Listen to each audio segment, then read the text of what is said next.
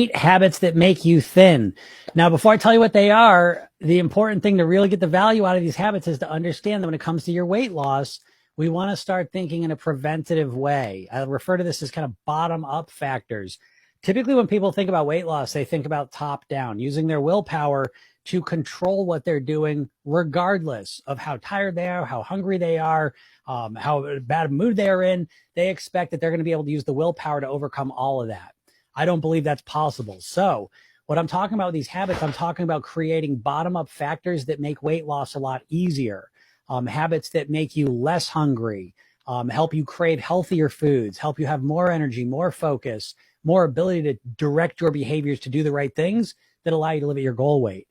So let's get into the habits. And again, I don't want to overwhelm you with 8 habits. I'm going to list them in order of importance, and you don't have to put them all in at once. You could start with most important ones or the ones that resonate with you most, and then work on the rest of them.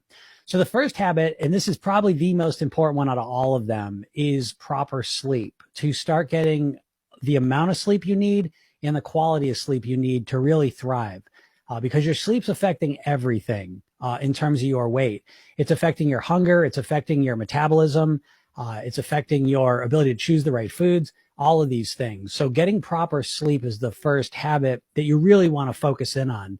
And again, it's quantity and quality. So the quantity, I mean, at a minimum, you want to be aiming at 7 hours, and that's a real minimum. 8's kind of ideal. And you want to be thinking in terms of sleep opportunity. You can't control how much you're going to sleep, but you can control how much you're in bed ready to fall asleep. And so you want to make sure you're giving yourself at least 8-9 hours of sleep opportunity, ideally.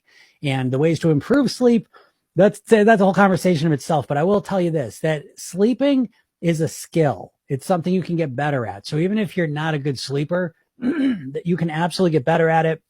And I'll tell you, that road goes through relaxation. The more you can quiet and relax your body, the more you can quiet and relax your mind, the easier it is to fall asleep and stay asleep. Okay. So sleeping's the first one. The next one is hydration, hydrating yourself properly. It's estimated over 70% of the population is at least mildly dehydrated. And if you're dehydrated, what happens a lot of times is you can misinterpret thirst for hunger, because in natural environment, we ate a lot of our hydration, and so our body sometimes sends a signal and we misinterpret it as hunger. But in reality, what we're doing is we're thirsty. We need to drink more water. So adding into a water habit where you're drinking enough is really, really important. Again, I'll give you one kind of key tip that I've found to help me here. Don't be trying to drink 8 glasses of water a day. That is way too difficult to keep track of. How much water should you drink? A rule of thumb, and this could be high depending on where you're at, is half your body weight in ounces.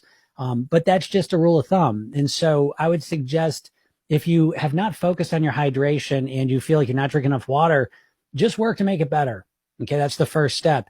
And what I would suggest, as I was saying, not focusing on 8 glasses of water, excuse me, but instead to get a large water container. So you'll see mine right here, right? So I got one big water bottle, and what I'm tracking is drinking 1-2 of these a day. And it's easier to keep track of 1-2 than it is trying to keep track of 8. Okay, so hydration is important. The next one's relaxation. Again, another foundational piece to your weight loss puzzle, because the more stressed you are, again, the more hungry you are, the less ability you have to eat the wrong foods. So what we want to do is focus in on relaxation. It can be something as simple. Again, if you're starting with 0 relaxation that you do in your life, starting off with a minute or 2 is helpful. It does not take a lot.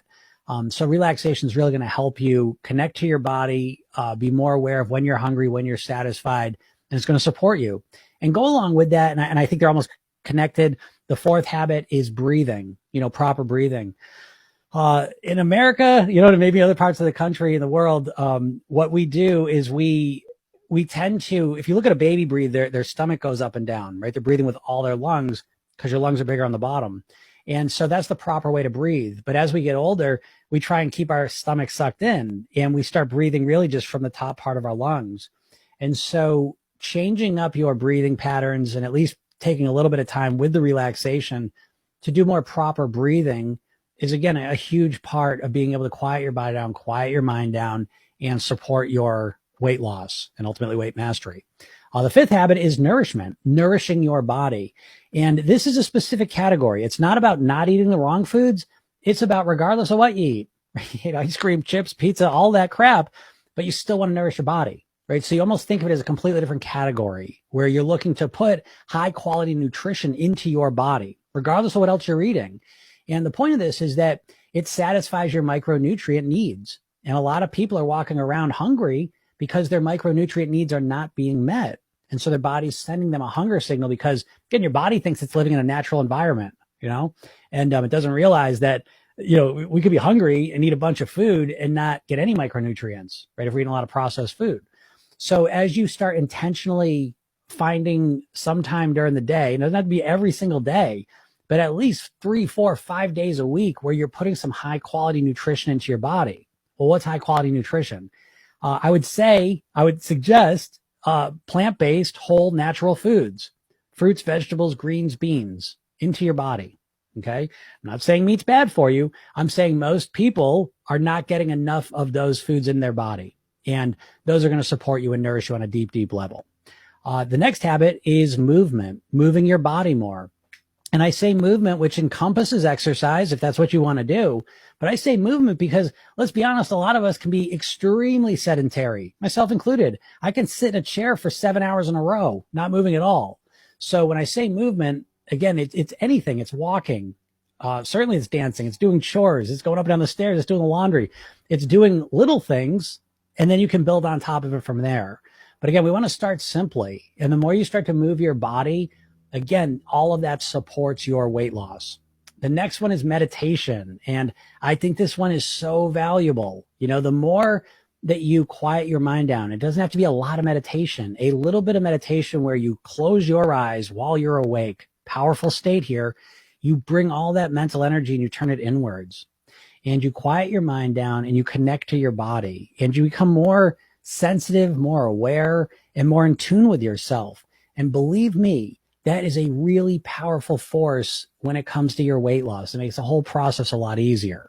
And so meditation is a very, very practical tool to help you lose weight. And the final one is gratitude. And this one's important as well because we live in a society where we're always conditioned to want more.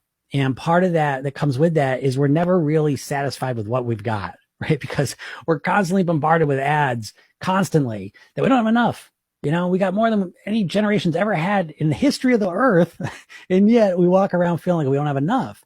And so that gratitude kind of cools the waters of our desires and our nervous system. And again, it may sound like, well, what's that have to do with weight loss? I find it has a whole lot to do with it. So as you start to develop gratitude and you feel more grateful, again, this is a little bit of an indirect one. I'll give you that.